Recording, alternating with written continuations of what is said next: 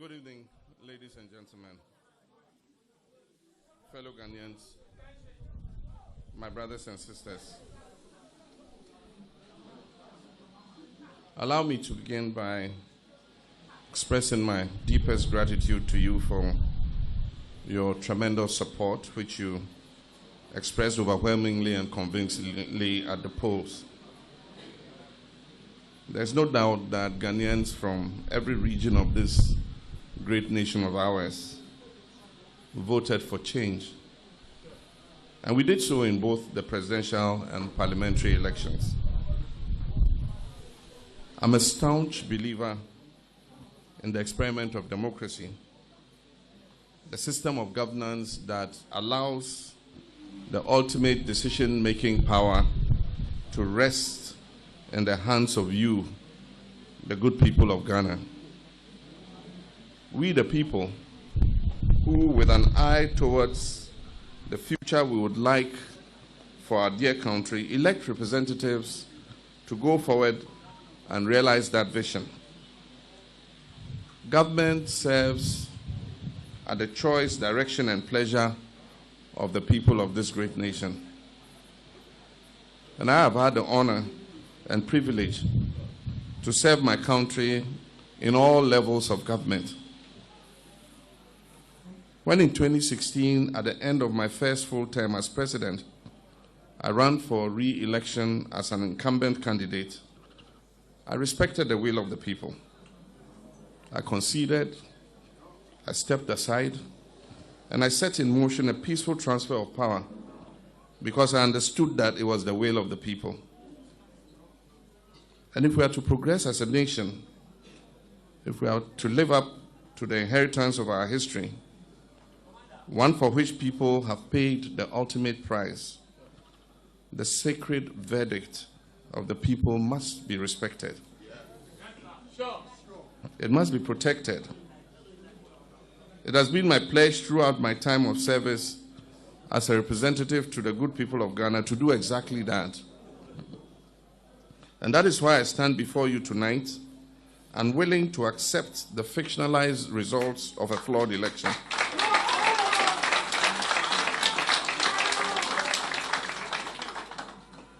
My brothers and sisters, it is important to remember that the government that is in power controls all of the state resources and oversees all of the state's institutions. The line he treads between his loyalty to the power that is held by the people and by his own desire to hold on to power can be a very thin one indeed.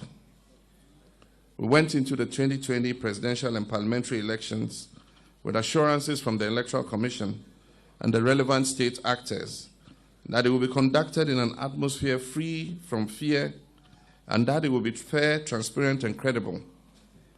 Unfortunately, that has not been the case. What we witnessed across the country from Monday, 7th December 2020, exposed a deliberate plan to manipulate and predetermine the results of the election in favor of the incumbent candidate, Nana Akufo-Addo, who, as so happens, controls all of the state resources and oversees the state institutions. Despite all of the ruling party's inducements, use of monetary enticements, and other such schemes on a scale never before seen in the history of this country, the good people of this country understood what was at stake. And it was clear as the results of the votes that were legally cast that the National Democratic Congress won the presidential and parliamentary elections.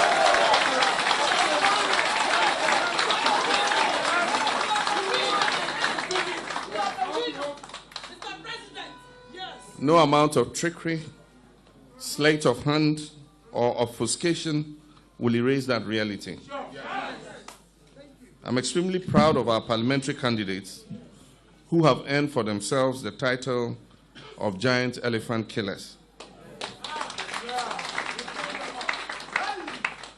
We went into the parliamentary elections with a deficit of 63 seats. We made up for our 2016 losses, and we're now set to become the majority in Parliament.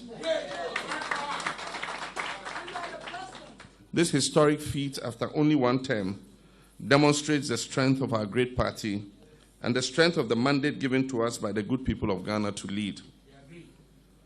In respect of the presidential elections, the facts and figures available to us from pink sheets and other evidence that has unfolded across the country indicate that numerous steps have been taken to manipulate the results of the election in favor of the incumbent. This calls into question the credibility of one of our most important institutional pillars of democracy, the Electoral Commission. It is now obvious to many objective minds that the Commission and its chairperson have been used to manipulate results from the various constituencies and in that process seek to subvert the sovereign will of the Ghanaian people. My brothers and sisters, one matter requires special mention. The use of the military in this election is unprecedented in our history. Armed forces featured heavily as an intimidating measure to reverse election results, and they continue to be used in the same intimidating role to insist on recounts in areas in which the incumbent has lost, while arm-twisting election officers during these supposed recounts. We will not accept anything short of a declaration of the legitimate result.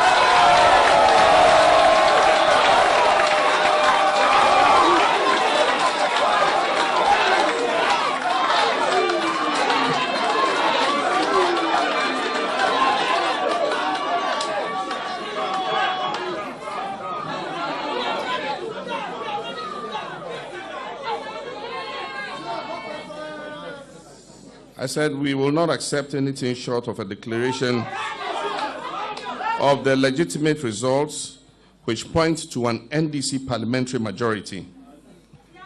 My brothers and sisters, advisedly since the inception of the Fourth Republic, final election results have always been declared within a 72-hour period to allow for thorough and diligent collation. Surprisingly, this Electoral Commission chairperson announced quite suspiciously, and for reasons known to her, a hurried 24-hour deadline, which, as we all know, could not and would not be met. The chairperson of the EC, in less than 24 hours after her declaration, has admitted that she made unacceptable errors which go to the heart of the entire electoral process and cast deep doubt on the credibility of the announced outcome. The Electoral Commission of Ghana has never brought its credibility to this historic low at such a crucial moment of election results declaration. In fact, the litany of irregularities and blatant attempts at rigging for a candidate is obvious and most embarrassing. Ghana has come too far in our democracy, in our transparency, and in our well-earned international reputation for free and fair and non-violent elections to find ourselves here, where we are in respect of this election. As has been announced by my party, the National Democratic Congress, we are unable to accept the outcome of the election as declared by the Electoral Commission chairperson, Mrs. June Mensah. These results are flawed and discredited. When it comes to the parliamentary election, the NDC won a working majority of 140 seats. What has happened since the election has been a deliberate attempt targeting 5 constituencies of the 140 to steal and thus subvert the people's verdict. A closer look and detailed examination of the constituency-specific facts casts very dark clouds on our democracy. And allow me to speak in specific so our claims are well known. In Sechuyoso, the results were declared without the content of one ballot box being counted. The parties had agreed that an issue of alleged overvoting should be referred to the collation center to be resolved. That ballot box mysteriously disappeared en route to the collation center. Nevertheless, results were declared in favor of the NPP candidate. In Adom-Otchere West, the EC official deferred the declaration of the results because of alleged death threats. The results favor the NDC candidate, as has been confirmed earlier today. In Senate West, a ballot box was snatched and the culprit was apprehended. The seal of the NPP must have become dislodged in the ensuing scuffle with the culprit. That of the NDC and the Electoral Commission remained intact. However, NPP would not allow the contents of the ballot box to be counted and added to the lot because it would obviously favor the NDC. In Techiman South, the NDC won quite clearly, but for whatever unknown reasons, the military was invited.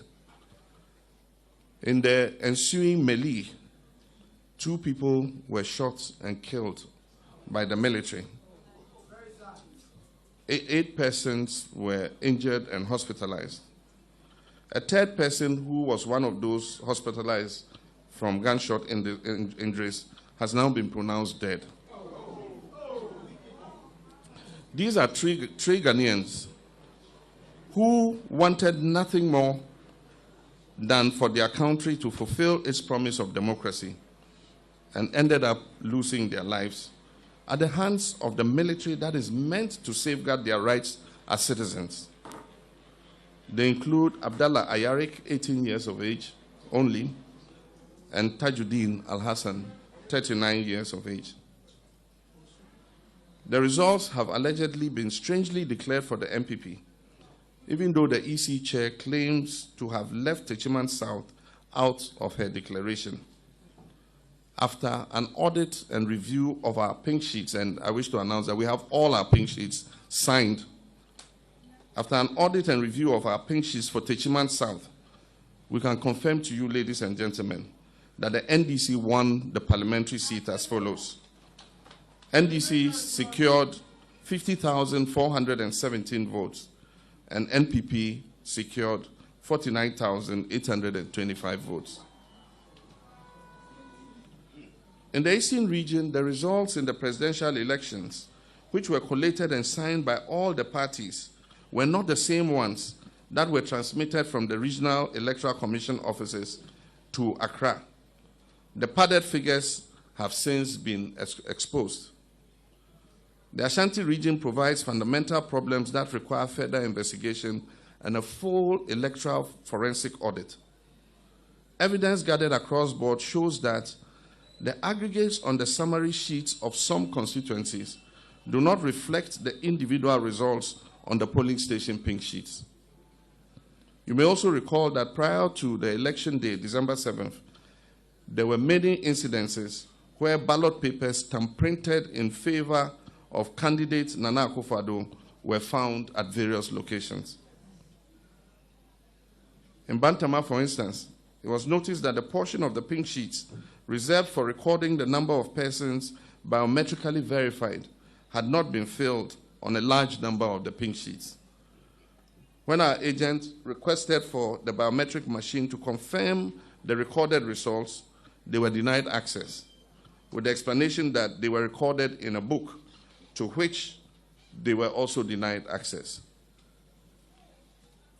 My brothers and sisters, these are serious issues, ones that attack the very foundation of our democracy and our rights as citizens of this sovereign nation to elect our representatives and to have a say in who leads our government.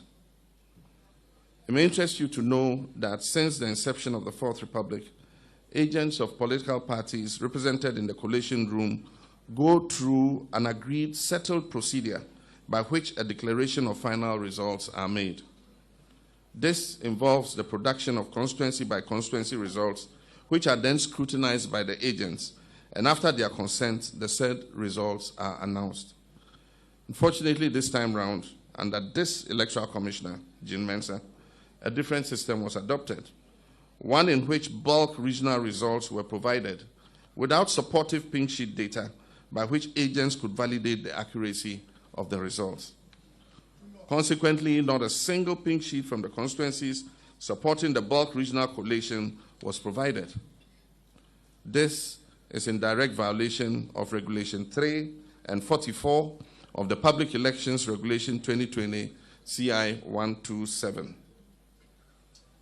Little wonder that the chairperson managed to obtain a cumulative figure of more than 100%. Of more than 100% in her declaration. On account of this, my party is confident that what has happened is a violation of the law.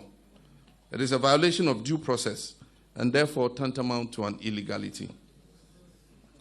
It is also a violation of an understanding we hold dear in this country, the understanding that this is not a dictatorship or a monarchy run by a single family for the benefit of a family.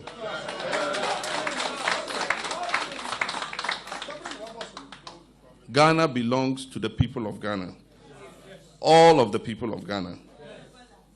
Would like to urge you, the media, civil society, and all election observers, to be resolute and present a fair and accurate account of what has transpired over this period. We request of the international community to remain engaged in what is happening in Ghana and take careful note of the current threat that is being waged on our democracy, our freedom, and our way of life. To all the NDC members and those who voted for us, I appeal to you not to be intimidated or cowed to submit to a dishonest process in the face of overwhelming evidence that supports the justness of our cause.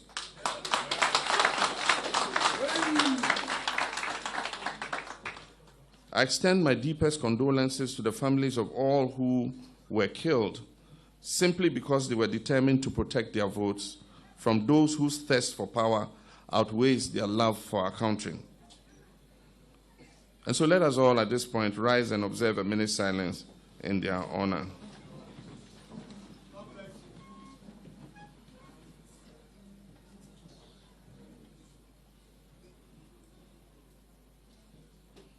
May their souls rest in perfect peace.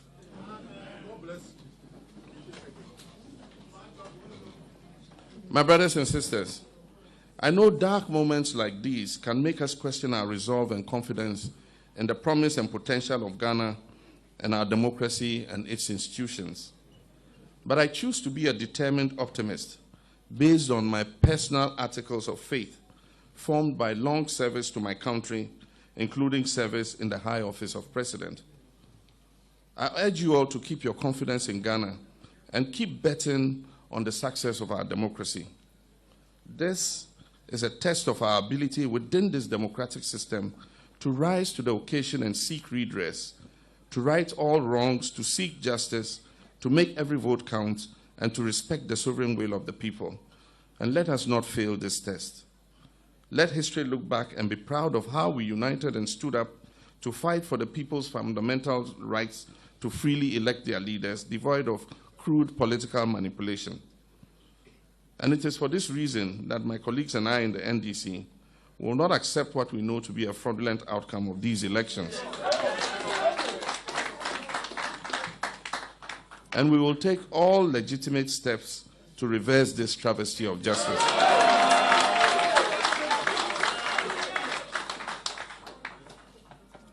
Finally, let me assure our teeming supporters and the millions of Ghanaians who voted for change, the change which has been stolen in a real stolen verdict, that we're beefing up capacity in the constituencies where the ruling MPP is seeking to overturn our parliamentary victories already chalked. We're also deploying additional crack teams of lawyers and senior party officials to support these constituencies that are under siege. Also, in order not to leave any further infractions unaccounted for, the NDC will continue its meticulous audit of all the presidential pink sheets to ensure that the verdict of the people is upheld. These steps will surely lead to our next line of actions within the constraints of our democratic governance process, and all legitimate options are on the table. We want to send a caution to the EC that in line with Regulation 47 of CI 127, they should ensure that the election data is preserved for 1 year after elections. Let me assure you, my dear voter, that your vote will count.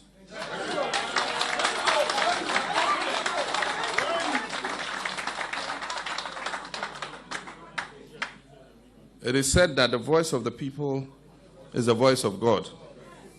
And so let us go forth, knowing that God is on our side. And if God be for us, who can be against us? Ladies and gentlemen, my fellow countrymen, I thank you and do have a good night. And may God bless our homeland, Ghana. John Mahama, John Mahama, John Mahama.